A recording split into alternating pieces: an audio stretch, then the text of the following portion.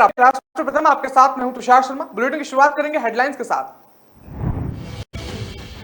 दिल्ली में बीजेपी के खिलाफ आपका कूड़ा विरोधी अभियान आज से शुरू। कूड़े का पहाड़ देखने जाएंगे आपके नेता। आपके विधायक खरीद के आरोप पर बीजेपी नेता मनजिंदर सिंह सिरसा का करारा जवाब। कही ऐसी बात कि आप में मचेगी खलबली। आप नेता ने पीएम मोदी को लिखी चिट्ठी, नोएडा को दिल्ली में शामिल करने की अपील। आईएसआई की मदद से पंजाब में विस्फोटक और हथियार भिजवा रहा। दिल्ली और पंजाब में टारगेट किलिंग करवाना चाहता। अब पहुंचाए मानव अंग 6 से 8 महीने में शुरू करने की जा रही है कोशिश। अब खबरें जानेंगे विस्तार से। आपको बता दें कि जिस तरह से पार्टी के नेता आज आतिशी के नेतृत्व में गाजीपुर लैंडफिलिंग साइट देखने गए। आम आदमी पार्टी आज से 14 अक्टूबर तक पूरी दिल्ली में बीजेपी के खिलाफ कूड़ा विरोधी अभियान शुरू कर रही है। इस अभियान के 3 चरण हैं। आतिशी के नेतृत्व में दोपहर 1 बजे गाजीपुर लैंडफिलिंग साइट देखने गए थे। सौरभ भारद्वाज के नेतृत्व में 15 सितंबर को ओखला लैंडफिलिंग साइट और 16 सितंबर को दुर्गेश पाठक के नेतृत्व में भलसवा लैंडफिलिंग साइट पर देखने जाएंगे। पार्टी ने इस अभियान के लिए नारा दिया है, बीजेपी का चमत्कार देखो, कूड़ा का पहाड़ देखो। दिल्ली सरकार में मंत्री और आप नेता गोपाल राय ने मंगलवार को एक प्रेस वार्ता में कहा था कि सफाई की हालत बहुत ज्यादा बदतर है। उन्होंने कहा कि लोग विधायक यहां आ रहे हैं कि कूड़ा नहीं उठ रहा है। कहा कि बीजेपी ने दिल्ली को कूड़ा कूड़ा कर दिया है। आप नेता ने आरोप लगाया कि पिछले 15 साल जो पहली जिम्मेदारी दी थी उसमें वो फेल हो गई है। तो सीधे तौर पर ये आरोप लगाए जा रहे हैं और सीधे तौर पर यह नारा भी दिया गया है। बीजेपी और आम आदमी पार्टी के बीच दिल्ली में चल रहा आरोप प्रत्यारोप का दौर अब पंजाब तक पहुंच गया है। आम आदमी पार्टी ने आरोप लगाया है कि बीजेपी और केंद्र सरकार पंजाब की आप सरकार को गिराने की कोशिश कर रही है। इसके बाद पार्टी विधायकों को खरीदने और सीबीआई और ईडी का डर दिखाकर बीजेपी में शामिल करने की कोशिश की जा रही है। पंजाब के वित्त मंत्री हरपाल चीमा ने आरोप लगाया है कि आम आदमी पार्टी के कुछ विधायकों से बीजेपी के कुछ पंजाब नेता और दिल्ली के नेताओं ने संपर्क किया है और बीजेपी में शामिल होने पर उन्हें 25 करोड़ रुपए देने की बात कही। वहीं इन आरोपों के बाद बीजेपी नेताओं ने सनसनीखेज खुलासा किया है। आपको बता दें कि आपके आरोपों पर बीजेपी के नेता डॉक्टर राजकुमार वेरका का कहना है कि आम आदमी पार्टी की नीतियां से तंग आकर विधायक खुद ही पार्टी छोड़ना चाहते हैं। वहां विधायक खुश नहीं है और आराम से काम नहीं कर पा रहे। आम आदमी पार्टी के कुछ नेताओं ने खुद ही भारतीय जनता पार्टी से संपर्क किया है। तो सीधे तौर पर यह निशाना साधा जा रहा है बीजेपी पर। गौतम बुद्ध नगर के आम आदमी पार्टी के अध्यक्ष भूपेंद्र सिंह ने प्रधानमंत्री नरेंद्र मोदी को एक पत्र लिखते हुए नोएडा समेत पश्चिमी उत्तर प्रदेश के जिलों को दिल्ली में शामिल करने की अपील की है। आप नेता ने अपने इस लेटर के जरिए कहा है कि दिल्ली की तर्ज पर इन क्षेत्रों में भी विकास होगा। दिल्ली में शामिल होने पर जिलों का विकास होगा और लोगों को पानी, बिजली और सार्वजनिक परिवहन जैसी बुनियादी सुविधाएं मुफ्त में मिल सकेंगी। आपको बता दें कि आप नेता ने लिखी कि दिल्ली की अरविंद केजरीवाल सरकार दिल्ली के लोगों को बिजली, पानी, शिक्षा, स्वास्थ्य, परिवहन जैसी बुनियादी नागरिक और सुविधाएं मुफ्त या कम कीमत पर उपलब्ध करा रही है। हालांकि नोएडा समेत पूरे गौतम बुद्ध नगर जिला इन सुविधाओं से वंचित है। आप नेता ने पीएम मोदी को लेटर लिखते हुए कहा कि गौतम बुद्ध नगर को दिल्ली में शामिल करने के बाद दिल्ली की तर्ज पर सरकारी स्कूल में भी गरीब बच्चों को अच्छी शिक्षा मिल सकती है, महिलाओं को मुफ्त बस यात्री है और इसके साथ ही जिले के बुजुर्ग मुफ्त में तीर्थ यात्रा पर जा सकते हैं। आप नेता ने बताया कि दिल्ली में शामिल होने पर लोगों को Aadhaar card, ration card, driving licence, जन्म प्रमाण पत्र के लिए सरकारी कार्यालयों में कतार में नहीं लगना पड़ेगा। आप नेता ने कहा कि अगर उनकी मांग पूरी होती है तो जिले के लोगों को स्थानीय निगमों के अपने प्रतिनिधियों को चुनने के अधिकार मिलेगा, जैसा वो दिल्ली में करते हैं। तो सीधे तौर पर इस चिट्ठी में ये तमाम बातें लिखी गई हैं। कनाडा में बैठक और बैट अर्शदीप पाकिस्तान की खुफिया एजेंसी आईएसआई की मदद से पंजाब में विस्फोटक और हथियार भिजवा रहा।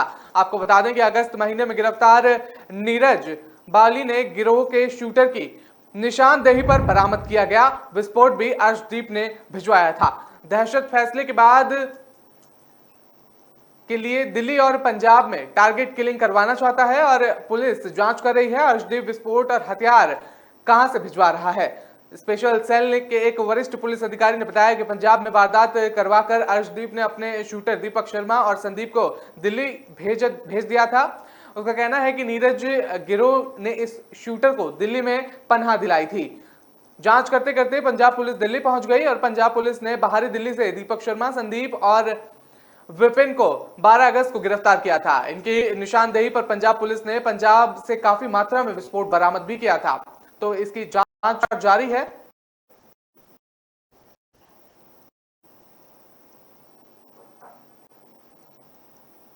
प्रत्यारोपण के लिए मानव अंगों को अस्पताल परिसर से बाहर भेजने के लिए अखिल भारतीय आयुर्विज्ञान संस्था दिल्ली ग्रीन कॉरिडोर की जगह ड्रोन के इस्तेमाल की संभावना तलाश रही है। इस दिशा में कोशिश शुरू भी की गई है और एम्स ट्रॉमा का प्रयास है कि अगले 6 से 8 महीने में इस सेवा को शुरू कर दिया जाएगा। सुविधा के तहत एम्स में होने वाले अंगदान के तहत प्राप्त अंगों का परिवहन ड्रोन से किया जा सकेगा और यह सुविधा शुरू होने के बाद अंगों को भेजने के लिए ग्रीन कॉरिडोर बनाने की जरूरत नहीं होगी। ड्रोन की रफ्तार 160 किलोमीटर प्रति घंटे होगी। सड़क मार्ग की जगह वायु मार्ग से अंगों का परिवहन कम समय में हो सकेगा। एम्स ट्रॉमा सेंटर में न्यूरोलॉजी विभाग के प्रोफेसर डॉक्टर दीपक अग्रवाल ने एक लेक्चर में कहा था कि एम्स ड्रोन के माध्यम से जीवित अंगों के परिवहन करने की दिशा में काम कर रहा है। इसके तहत ट्रांसप्लांट के लिए मानव अंग एम्स से बाहर भेजे जाएंगे और एम्स ट्रॉमा में हर महीने 2 से 3 अंगदान होते हैं। बता दें कि नोटो के नियमों के तहत जरूरतमंद मरीजों में अंग प्रत्यारोपित किए जाते हैं। एम्स अंगदान को बढ़ावा देने के लिए जागरूकता अभियान चलाया जा रहा है। बता दें कि साथ ही बेहतर प्रबंधन के लिए सुविधाओं को अपग्रेड भी किया जा रहा है। साथ ही फैकल्टी को ट्रेनिंग भी दी जा रही है इस सिलसिले को लेकर।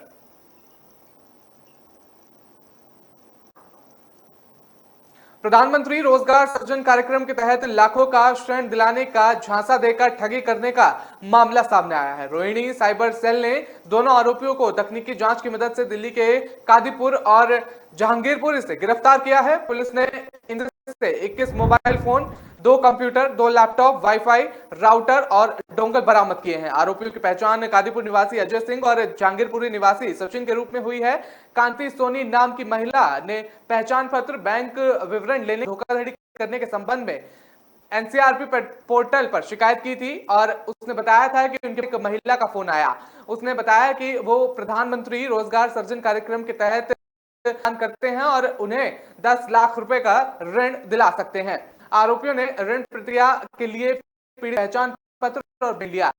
पंजीकरण में 5,000 रुपए बैंक खाते में जमा कराने के बाद जिन तक ऋण नहीं मिला तो उसने से रुपए वापस मांगे। आरोपी ने उनका नंबर ब्लॉक कर दिया। पुलिस उपायुक्त प्रणव टायल ने बताया कि सेल थाना प्रभारी के नेतृत्व में पुलिस टीम ने तब जानकारी में पता चला कि आरोपी आदर्श नगर इलाके से ठगी को अंजाम।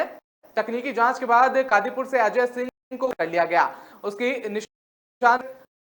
उसके साथ ही सचिन शर्मा को जहांगीरपुरी से पकड़ा गया है। पुलिस लगातार अभी जारी है आरोपियों से।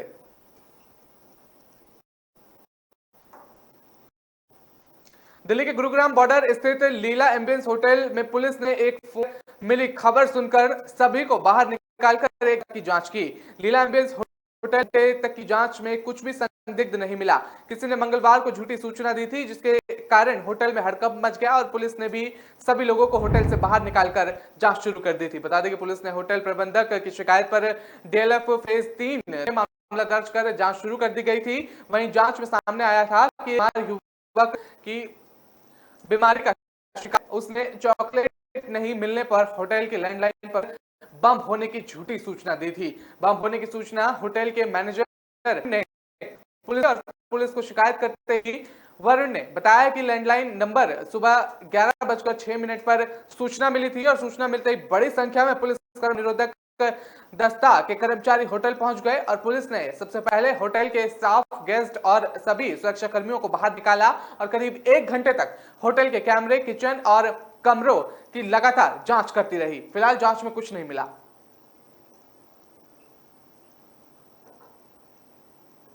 दिल्ली में बिजली की सब्सिडी को लेकर सीएम अरविंद केजरीवाल ने अहम ऐलान किया है। सीएम ने कहा है कि अगर बिजली की सब्सिडी चाहिए तो फोन नंबर पर मिस कॉल देना होगा, जिसके बाद आपके पास फॉर्म आ जाएगा। दिल्ली में 1 अक्टूबर से बिजली के बिल को लेकर नया नियम लागू होगा। इसमें उन्हीं लोगों को बिजली के बिल पर सब्सिडी मिलेगी जो लोग चाहेंगे। कुछ लोग ऐसे थे जिनको सब्सिडी नहीं चाहिए थी। हमने कहा कि जिनको नहीं चाहिए बता दें, फिर 1 अक्टूबर से उनकी ही सब्सिडी मिलेगी जिन लोगों को चाहिए। इसके लिए अब आपको इलेक्ट्रॉनिक रजिस्ट्रेशन करवाना होगा। तो सीएम अरविंद केजरीवाल ने ये नया लॉन्च किया है नियम, और इसके लिए अपील करने के लिए सभी को एक फॉर्म भरना होगा और बिल के साथ सभी को फॉर्म भी मिलेगा। फॉर्म जमा कर देंगे तो सब्सिडी लगातार जारी हो जाएगी। एक नंबर भी दे रहे हैं, उस पर मिस कॉल करने के लिए कहा गया है। मिस कॉल करने के बाद फॉर्म आ जाएगा और उसे भरकर आप जमा करेंगे तो आपको सब्सिडी मिलेगी। सीएम केजरीवाल ने आगे कहा कि पहले दिल्ली में बिजली बहुत जाती थी, लेकिन हमने सिस्टम तैयार किया है और अब दिल्ली में 24 घंटे बिजली आ रही है। फ्री में बिजली दे रहे हैं। ये केवल कट्टर ईमानदार सरकार की वजह से हो रहा है। दिल्ली में 47 लाख उपभोक्ताओं को सब्सिडी मिलती है और 30 लाख लोग ऐसे हैं जिनके बिल शून्य आते हैं।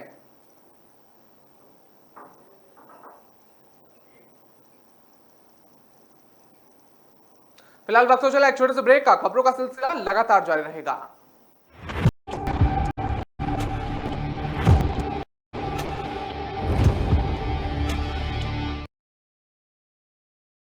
बोल धरती जयकारा, गगन है सारा गूंजा रे।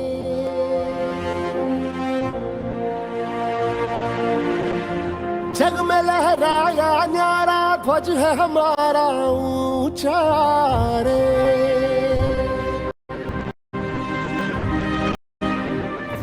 हम वो योद्धा निडर, हम जो भी दिशा में जाए, सारे पथ चरण छुए और पर्वत शीस नवाए। रास्ते से हट जाए नदियां हो के हवाए। हम है जियाले जीतने को, हम रण में उतरते हैं। हम सूरज है अंत, हम ही रातों का करते हैं। जो रक्त है तन में बहता, वो है ये कहता, पानी के बदले जान भी दे कहीं है घाटा रे। युग युग की जंजीरों को हमने ही काटा है। बोल उठा ये जग सारा, जय हो युग की जंजीरों को हमने ही काटा है।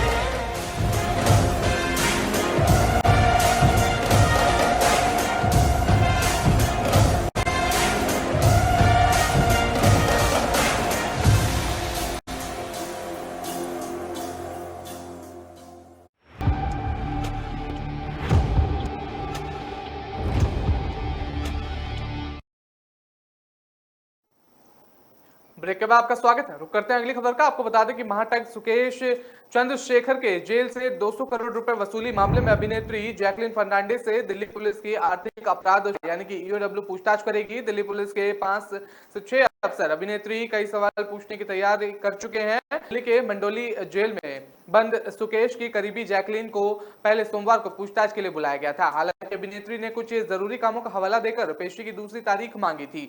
इस मामले में दिल्ली पुलिस ने अभिनेत्री नोहरा फतेही से पहले ही पूछताछ कर चुकी है और पुलिस ने रोहिणी जेल से ठगी का जाल डालने वाले सुकेश और उसकी पत्नी लीना समेत 11 के खिलाफ मामला के तहत चार्जशीट 2021 में दाखिल कर चुकी है। माना जा रहा है कि पुलिस जैकलिन से सुकेश के जरिए मिले गिफ्ट के बारे में पूछताछ कर सकती है और पुलिस इस गिफ्ट के सोर्स के बारे में भी सवाल कर सकती है।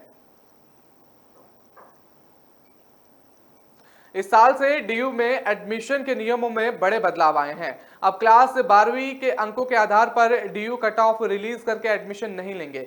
अब एडमिशन यूनिवर्सिटी स्कोर के आधार पर किए जाएंगे। यूनिवर्सिटी स्कोर को भी ऐसे परखा जाएगा कि जिन कोर्सों की पत्रिका और पात्रता यानी एलिजिबिलिटी एक जैसे, उनके लिए एक सिंगल मेरिट लिस्ट ही जारी जाएगी।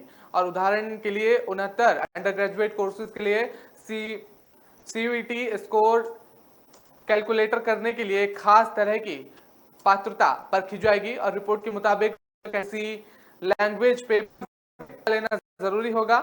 डीयू ने 33 भाषाओं की सूची बनाई है और इसे लिस्ट ए कहा गया है। इसी प्रकार डोमेन स्पेसिफिक विषयों को लिस्ट बी में शामिल किया गया है, जिससे आगे पर फिर से B1, B2 लिस्ट में बांटा गया। B1 में एकेडमिक सब्जेक्ट शामिल हैं और B2 में वोकेशनल सब्जेक्ट शामिल हैं।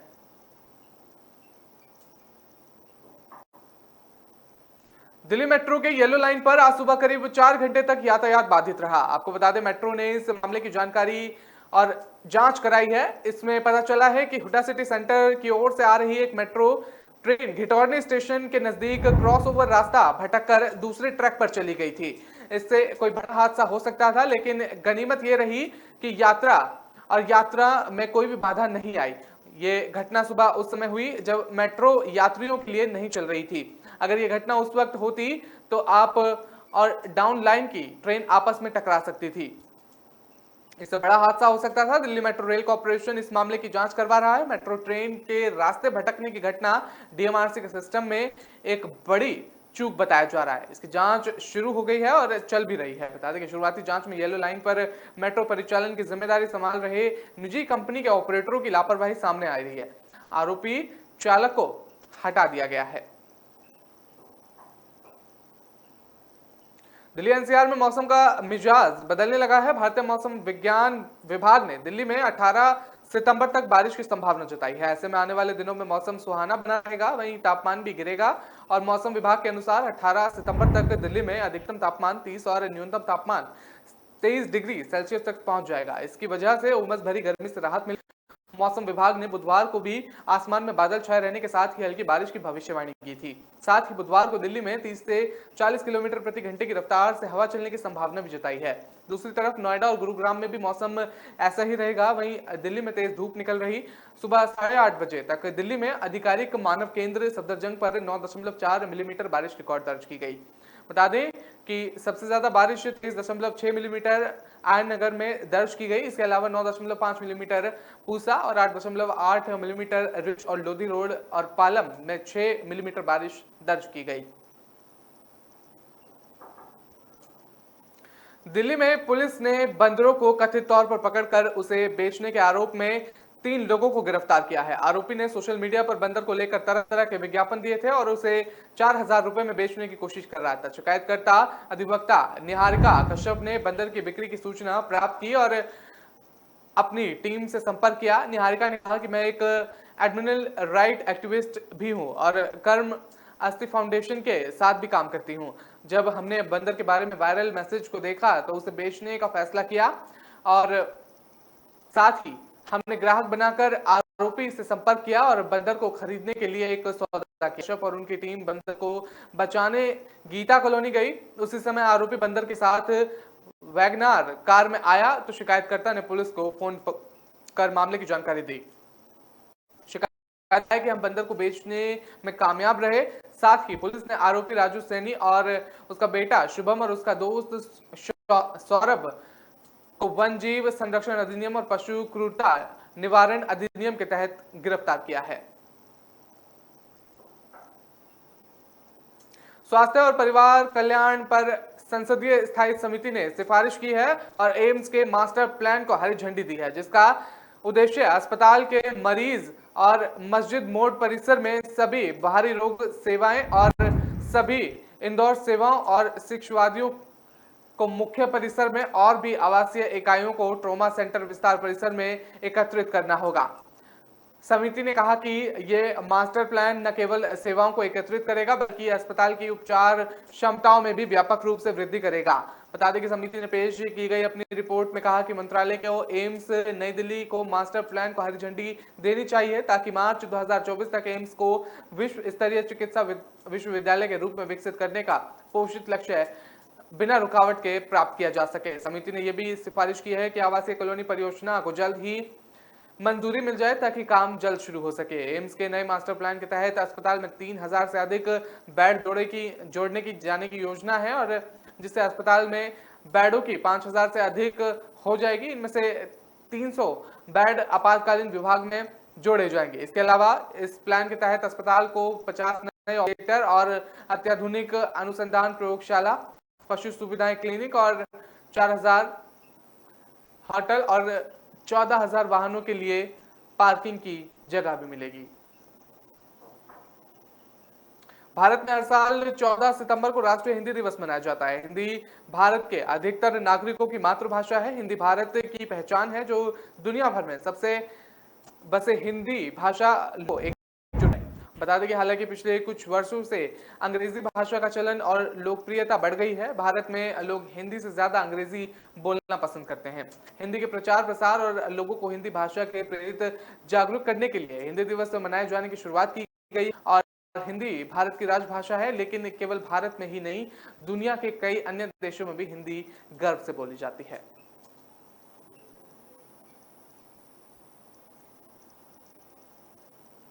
तो फिलहाल इस बुलेटिन में इतना ही। मुझे दीजिए इजाजत। आप हमारी खबरों को पढ़ने के लिए आप हमारी वेबसाइट का भी इस्तेमाल कर सकते हैं। नमस्कार।